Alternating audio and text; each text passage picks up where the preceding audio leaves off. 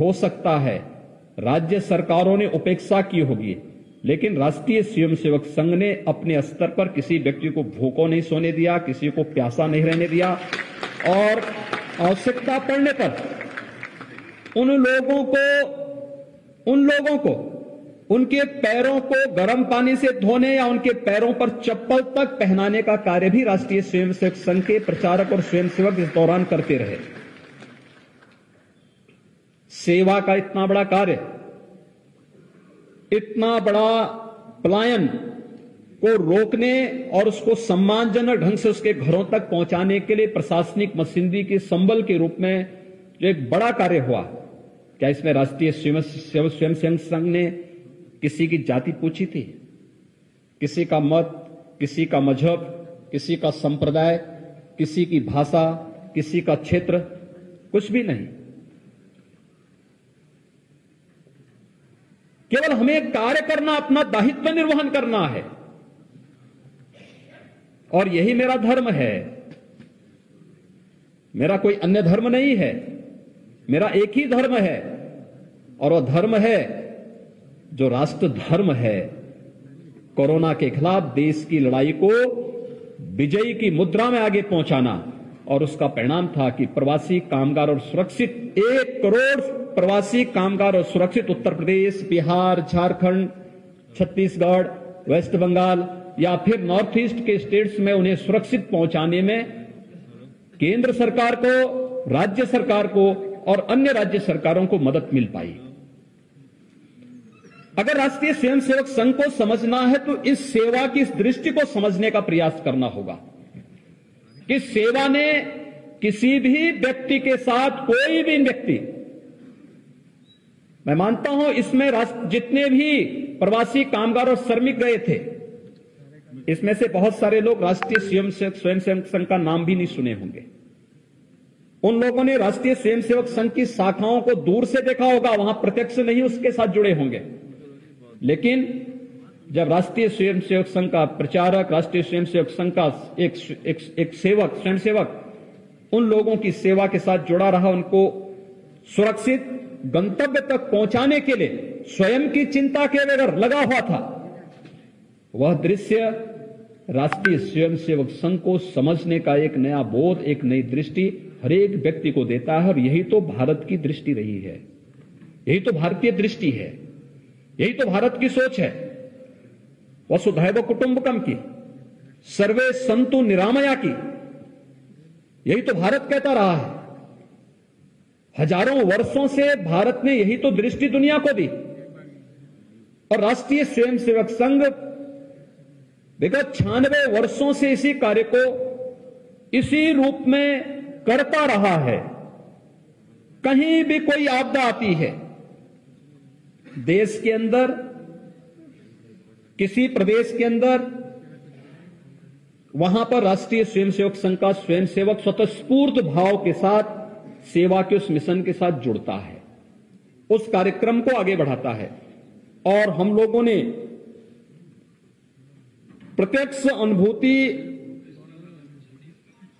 विगत 1 वर्ष के दौरान इस सदी की सबसे बड़ी महामारी के खिलाफ चले अभियान में, उस अभियान में राष्ट्रीय स्वयंसेवक संघ को इतने नजदीक से भारतीय जनमानस को स्वयं की परवाह न करते हुए, लेकिन एक गरीब को, एक किसान को, एक मजदूर को और अंतिम पायदान पर खड़े हुए व्यक्ति को जीवन दृष्टि देने और उसके जीवन में एक नया उत्साह और उमंग भरते हुए हमने और पूरी दुनिया ने अपनी आंखों से देखा है। मित्रों, यही स्थिति है। देखिए, मैं इस बात को मानता हूं कि व्यक्ति या सब संगठन या संस्था केवल खड़ा करना नहीं, दोनों उसके साथ जुड़े होने चाहिए। अगर वह जीवंत संगठन है, उसमें जीवंतता है, तो ये मान के चलिए कि पक्ष है तो उसका विपक्ष भी जरूर होगा। अगर आपके विरोध में कोई बोलने वाला नहीं है तो मान के चलिए कि आप कुछ अच्छा नहीं कर रहे हैं। विगत 96 वर्षों में जीवन के हर एक फील्ड में हम भारतीय जनमानस जीवन को 4 पुरुषार्थों में हम बांटते हैं, धर्म, अर्थ, काम और मोक्ष में। और इस पुरुषार्थ चतुष्टय के इस व्यवस्था के साथ जो भारतीय जनमानस ने अपने आप को जोड़ा है, अब इसमें देखिए कौन सा ऐसा पक्ष है जहां पर राष्ट्रीय स्वयंसेवक संघ ने कुछ अद्भुत मिसाल प्रस्तुत न की हो और उस चर्चा का केंद्र बिंदु न बनकर के लोगों की सराहना और लोगों की आलोचना दोनों न सही हो। लेकिन जहां पे सराहना मिली वहां पे भी अहंकार नहीं, लेकिन जहां पर आलोचना हुई वहां पर भी कोई नाराजगी नहीं। यही दृष्टि है, यही भारतीय दृष्टि है। राष्ट्रीय स्वयंसेवक संघ का एक प्रचारक निकल करके जब इस देश के सुदूर दक्षिण में कन्याकुमारी पर विवेकानंद शिला के भव्य स्मारक का निर्माण कार्य संपन्न करता है, वह भी राष्ट्रीय स्वयंसेवक संघ की ही दृष्टि है। कोई सोच सकता था तमिलनाडु के अंदर स्वामी विवेकानंद जी का जन्म कहां हुआ? पश्चिमी बंगाल में। और स्वामी विवेकानंद जी का भव्य स्मारक कन्याकुमारी के, यानी भारत के सुदूर दक्षिण के कन्याकुमारी में एक भव्य स्मारक बनकर के उस स्मारक भारत की एकात्मता का प्रतीक बना। और न जाने कितने लोगों को विवेकानंद की वह दृष्टि देता है। यह सोच भी राष्ट्रीय स्वयंसेवक संघ की है।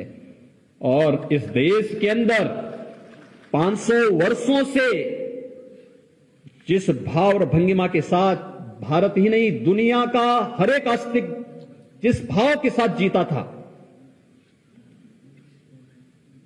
कि अयोध्या में राम जन्मभूमि पर भव्य राम मंदिर का निर्माण होना है, यह दृष्टि भी राष्ट्रीय स्वयंसेवक संघ ने दी कि हम भारत की लोकतांत्रिक परंपरा और मूल्यों का सम्मान करते हुए अयोध्या में भगवान राम के भव्य मंदिर के निर्माण का मार्ग प्रशस्त करेंगे। आज वो सपना भी साकार हुआ है। यह है राष्ट्रीय स्वयंसेवक संघ। हर एक क्षेत्र में, मैं गोरखपुर में सांसद रहा और सांसद के रूप में मेरे पास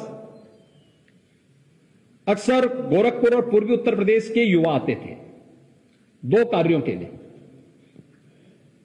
युवा 2 कार्यों के लिए आते थे। एक, वो कहते थे हमें प्रतियोगी परीक्षाओं की तैयारी करनी है और राष्ट्रीय स्वयंसेवक संघ इस प्रकार का केंद्र मुंबई में चला रहा है या दिल्ली में चला रहा है, आप इसके लिए एक सिफारिशी पत्र लिख दीजिए।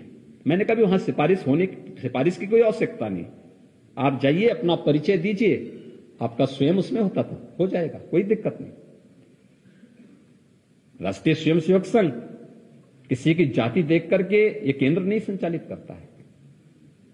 ये केंद्र या फिर किस बात के लिए आते थे? कोई आता था कि मुंबई में मेरे परिवार के किसी सदस्य को कैंसर हो गया है, मुझे उसके उपचार के लिए टाटा कैंसर इंस्टीट्यूट में लेके जाना है। आप पत्र लिख देते, वहां पे राष्ट्रीय स्वयंसेवक संघ के द्वारा एक सेवा केंद्र का संचालन किया जा रहा है और उस सेवा प्रकल्प के माध्यम से रहने की वहां पे सुविधा हो जाती है। देखिए, एक गांव के व्यक्ति को इस बात की जानकारी है।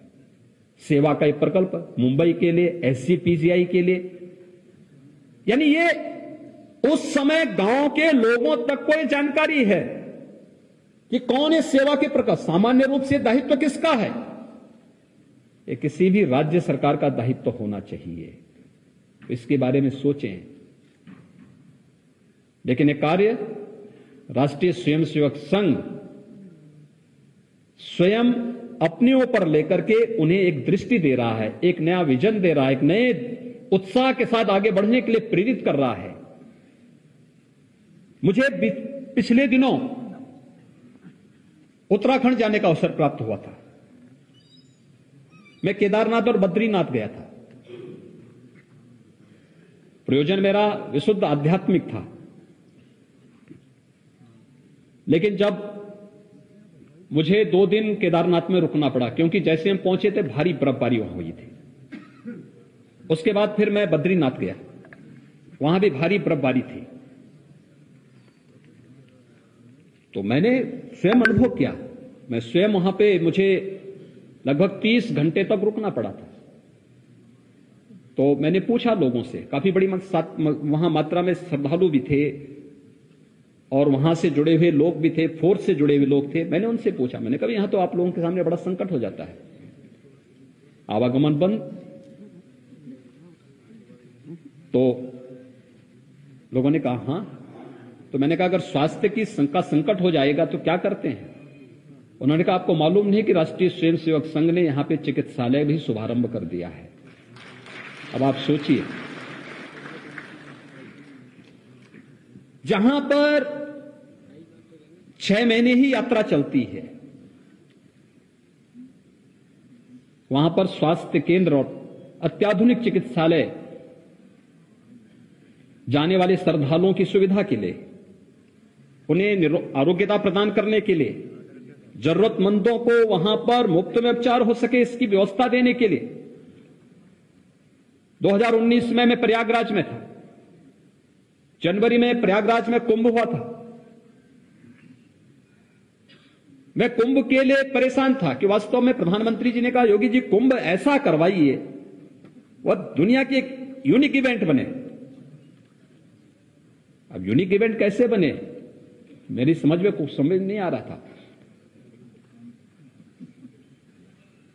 मैं अपने राष्ट्रीय स्वयंसेवक संघ के वरिष्ठ पदाधिकारियों के साथ मैंने बैठक की कि आखिर क्या हो सकता है। उन्होंने कहा चिंता नहीं करना है, बस केवल इसको आगे बढ़ाना है और ये काम हम करेंगे। सरकार अपना काम करे और हमें अपना काम करने दीजिए। 6 स्थानों पर राष्ट्रीय स्वयंसेवक संघ ने वैचारिक कुंभ की स्थापना कर दी। अलग अलग स्थानों पर वैचारिक कुंभ हुए और उस वैचारिक कुंभ ने हमारा इतना प्रचार किया कि कुंभ के अवसर पर 24 करोड़ श्रद्धालु प्रयागराज में आए और प्रयागराज में देश और दुनिया उमड़ पड़ी। वैचारिक कुंभ ने लोगों को साक्षात कुंभ का दर्शन करा दिया। ये कुंभ अलग अलग तबके के लोगों के बीच में था और उस वैचारिक कुंभ ने एक हमें मंच प्रदान कर दिया आगे बढ़ने के लिए। और प्रयागराज कुंभ में सेवा की कितनी विराट और विशाल आयोजन। वहां पे फ्री में आंखों की जांच हो रही है, नेत्र ज्योति प्रदान करने के कार्यक्रम हो रहे हैं, उसके ऑपरेशन हो रहे हैं, चश्मा प्रदान किए जा रहे हैं। लाखों की संख्या में यह कार्य वहां पर राष्ट्रीय स्वयंसेवक संघ के सानिध्य में चलने वाले एक बहुत बड़े एक आई हॉस्पिटल ही वहां पर स्थापित हो गया था। यह कार्यक्रम, ये दृष्टि, यह है भारतीय दृष्टि जिसे राष्ट्रीय स्वयंसेवक संघ पुष्ट कर रहा है, एक नई मजबूती दे रहा है।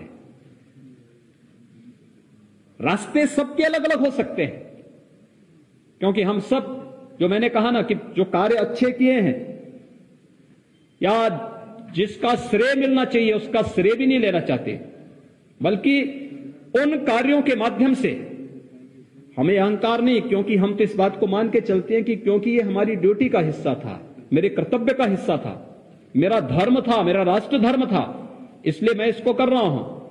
लेकिन कोई आलोचना कर रहा है तो उसको भी हम अपना दुश्मन नहीं मानेंगे। तो उसकी दृष्टि है, क्योंकि भारतीय मनीषा ने तो कहा है एकम सद विप्रा बहुधा वदंती। राष्ट्रीय स्वयंसेवक संघ इसी दृष्टि को भारतीय जनमानस के अंदर पैदा कर रहा है।